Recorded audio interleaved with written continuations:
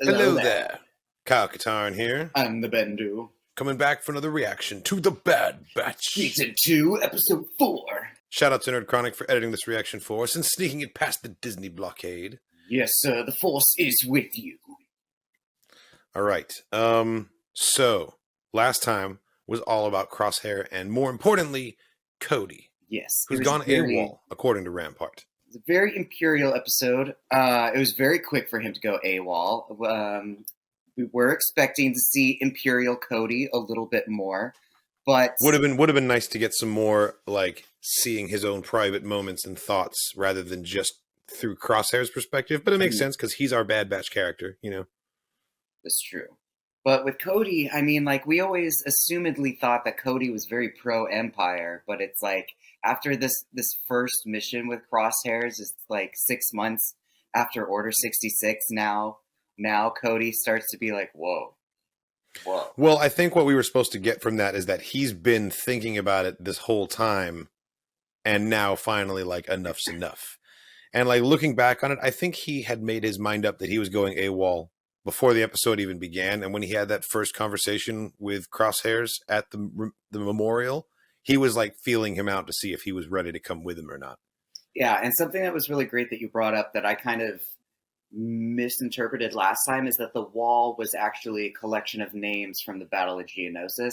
I just thought that it was the first collection of, like, you know, dead clones from the first year of the Clone Wars, or like the first year of you know, the Galactic Civil War.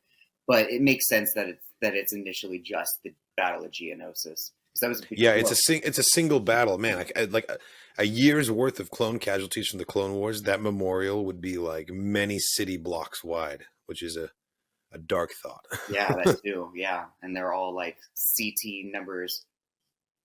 Theoretically, yeah, except that I translated the whole thing, all the Orabesh, and it turns out it was just like gibberish. Yeah, and it wasn't even a collection of numbers; it was collections of letters. So you can't even say that it was like the CC codes. Right.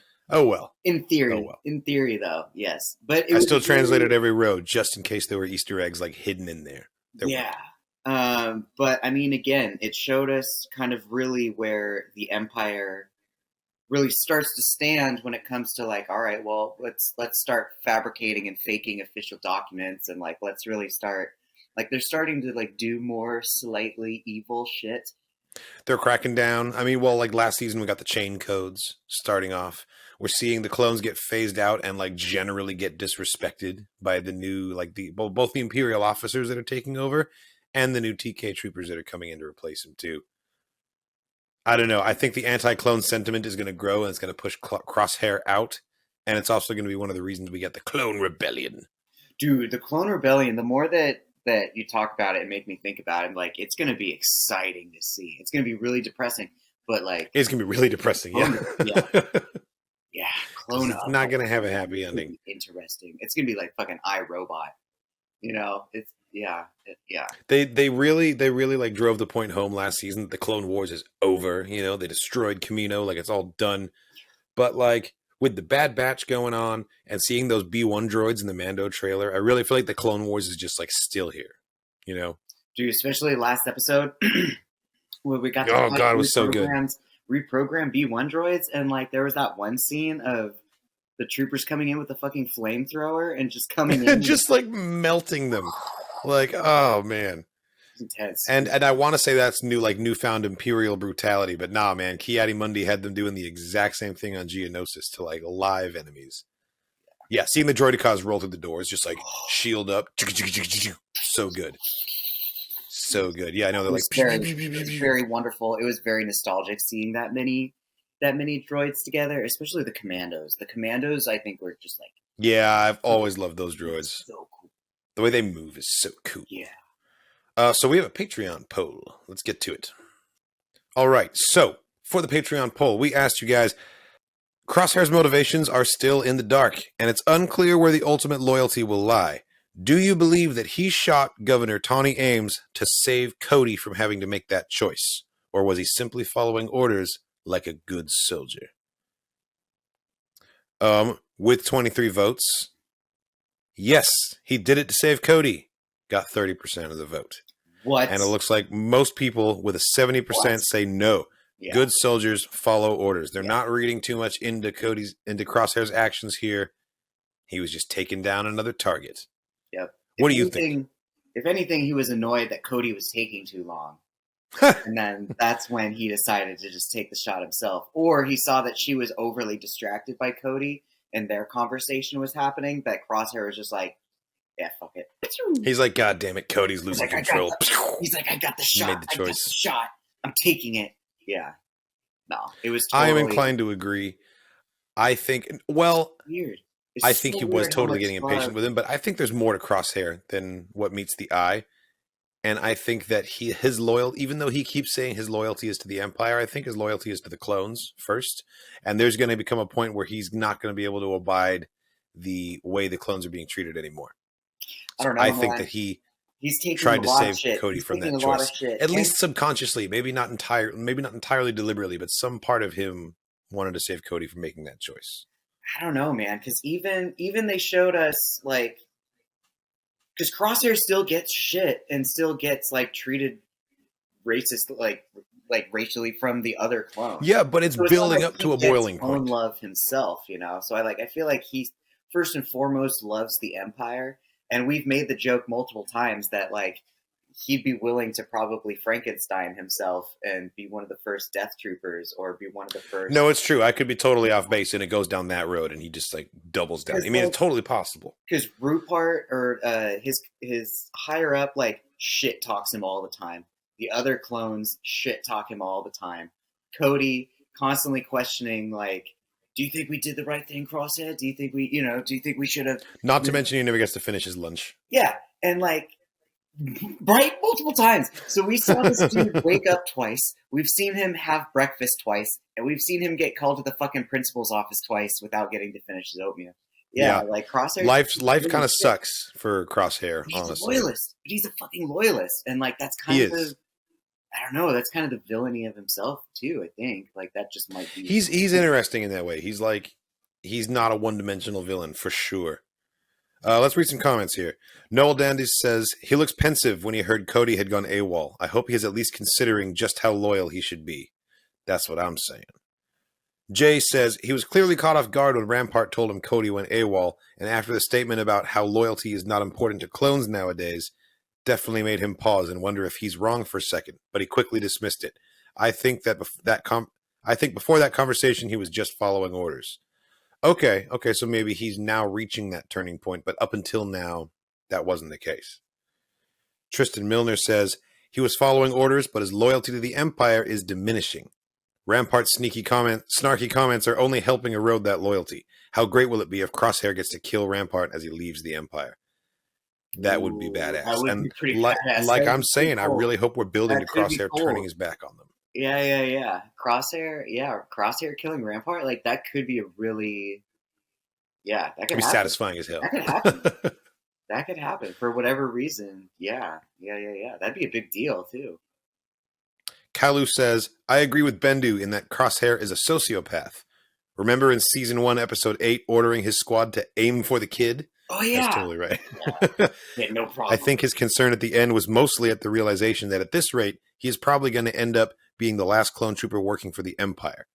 If there is going to be redemption for him, it will not happen until the end of the series.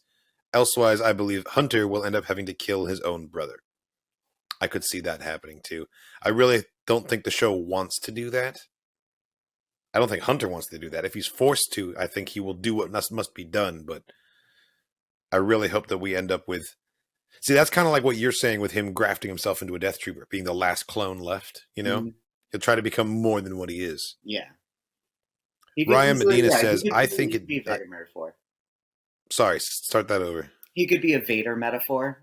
Like, kind of... Totally. Like a proto-Vader. Well, not proto, because Vader's already happened, but... But he could totally do the whole, like, I'm not a real person anymore. And, like, especially after Cody's snarky comment of, like, you know what the difference is between us and battle droids? Like, we can think for ourselves now. And it's like, oh, shit, well... Yeah, shots fired at you, Crosshair, just like good soldiers follow orders. Like, the convenient thing about good soldiers follow orders is you don't have to think for yourself. Ryan Medina says, I think it did because that was the job. He did it... Ryan Medina says, I think he did it because that was the job. He also knew Cody couldn't do it. Crosshair is definitely an anti-hero in the making. I would agree. He's definitely an anti-hero in the making. Brandon Curtis says, the tides may be shifting for Crosshair, and more importantly, the clones themselves. But the man was on a mission and given an order. Cody wasn't going to pull that trigger. Yeah, no, there's no way Cody was doing it, and I think the Crosshair recognized that in Cody pretty quick, leading to the decision. Yeah. And the last comment is from Ray and Mata. It says, I think Crosshair did it so that Cody wouldn't get into trouble with Rampart. Sort of in the same light that he gave his brothers a chance to join him with the Empire. Then they may have their differences, but Crosshair still cares about his family and friends. Yeah, like he's a complicated character, you know? Like he's not just all evil and trying to shoot kids. He also does have loyalty. I don't know. And he cares about the rest of the batch. Like, there's complicated feelings there, you know? I guess, his big thing is like, I can follow orders. Why can't you guys follow orders? Like, we used to be a family and we used to have no problem. Right. It's so easy for me. Why is it so hard for you? Kind of thing. Yeah.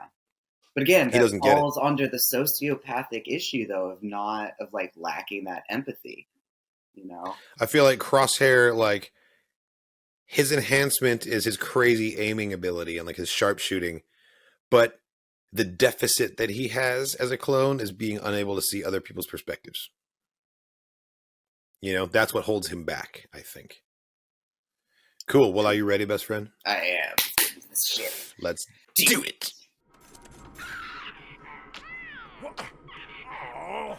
Now you owe me 2 cartons of Mantel mix. Double or nothing. Hey, quit running up the power bill. It's time to get to work. We will require a more detailed briefing than that. No time. The shuttle's waiting. I'm glad that AZ3 found a good job here. Oh, what? Okay, yep, pod racer engines for sure. Yes! Oh, shit. Oh, what? Whoa! It appears anything goes out there. Legit. Okay, that's dope. It's like Death Race. Greetings, boss lady. Your ringer is a droid. Oh, I'm so sorry. You have a problem with droids, human? You think you can make the split-second That calculation? voice is familiar. Is it Ben Schwartz? Excuse me, I can't talk right now. It's time I prepare for I feel the like next it's race, cheating which having I'm a going to- droid be your pilot, right?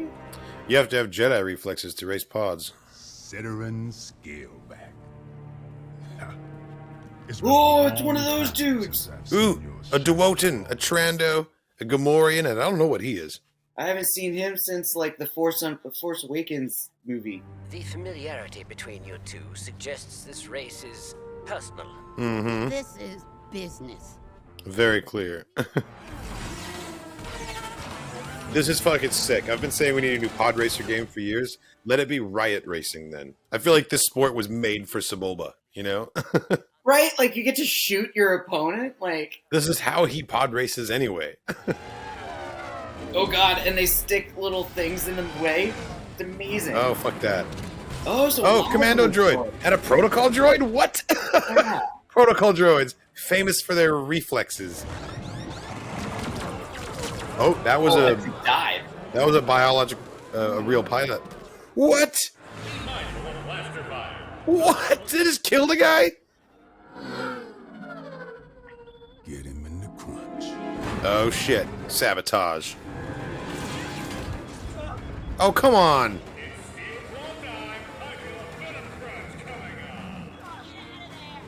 I guess that's not cheating in this. Anything goes, no. right?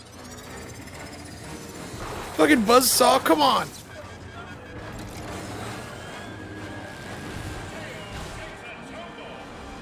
Jeez.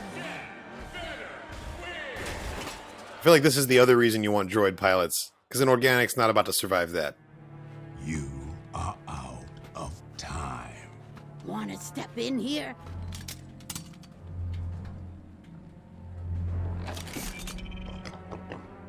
Gamorrean looked amazing. Looks like you're done to me. One last race. Why would you say that? If you win, we pay you double. If we win, we get Sid. You don't know what you're getting into, kid. Do we have a deal? We race tomorrow. and I keep Sid as collateral. That's fair. Dude, that transition almost looks like he has feathers coming out of his head. His like hair is a cool color.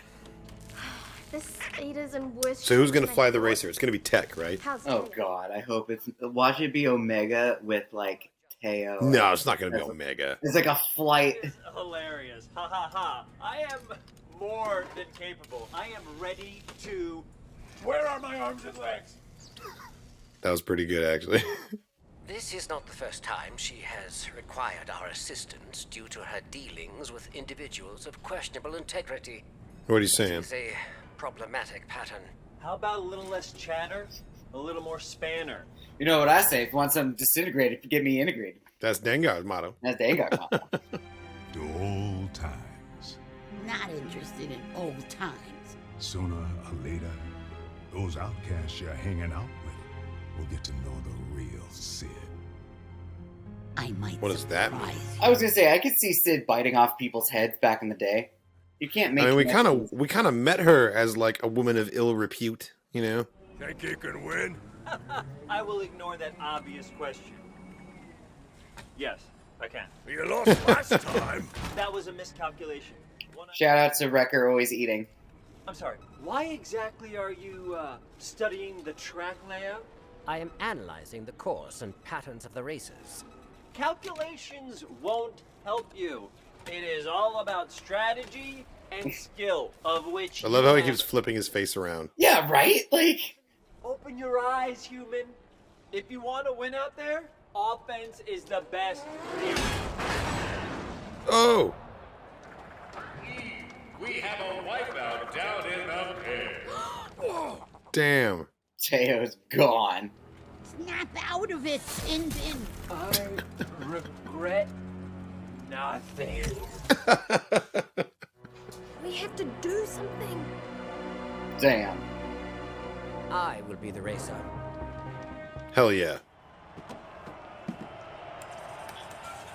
Come on, Tech. You're a pilot. You got this shit. You can do this. I think it'll be okay. You can totally do this. The War Gnome trajectory. The War Gnome? Why would that be your name? I love it. He's the... The Trickster. Oh, nice. Hyper Rod and a 7-deuce blaster. I love the protocol with the B1 head. Tech. Anything else on this guy? Shout out to Tech.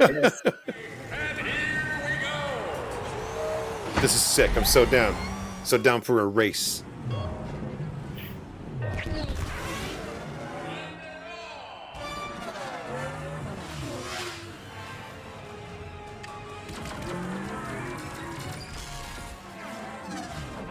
Tech, you gotta be in front to win. Thanks, Wrecker. Appreciate the help, buddy. God, there are certain sounds that are just inherently Star Wars. Yeah, those engine sounds are really doing it for me right now.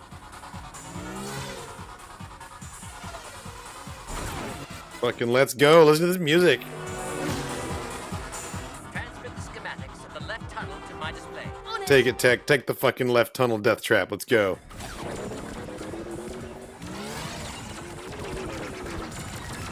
Oh, shit. It's a good thing he transferred the deflector energy, like he was saying. I need more speed. He needs a quick pit stop. Dropped. They were slowing me down. He just fucking... Damn, so he's doing this without weapons. I am digging this Oh. music. Now have increased speed and maneuverability. Now it's great, but you're still in last place. Let's go. The last part of the track is missing.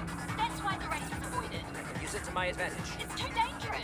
All right, time for some fancy maneuvers. Let's go. Right? I'm waiting for someone to get taken out by a wall. I just know that this level of the Bad Batch video game is gonna suck, and I'm gonna rage.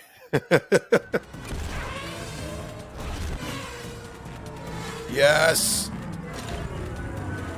You can't just... Oh, come on. Oh shit. It's so dark. Woo-hoo-hoo. Oh, Nope. yeah, you're dead. Nope. Oh, he dead. He's straight dead. Nice.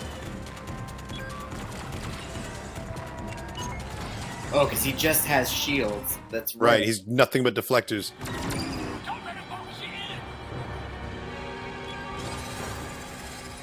Buzzsaw, not again. Clown. Nice. Oh, get fucked.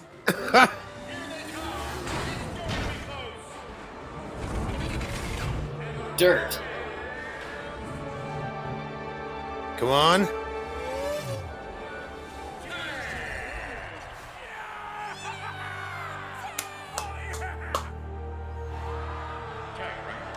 This is great, man. This is such a Star Warsy plot as well, like betting their hopes on winning a race. I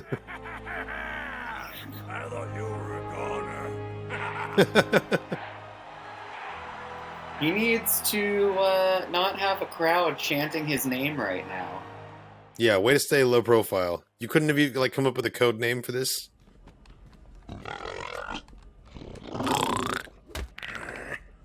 A deal's a deal. That was some recent goggles. Well, I guess I owe you one. Yes, I would agree. Why'd this show us the other racer had a blaster next to him?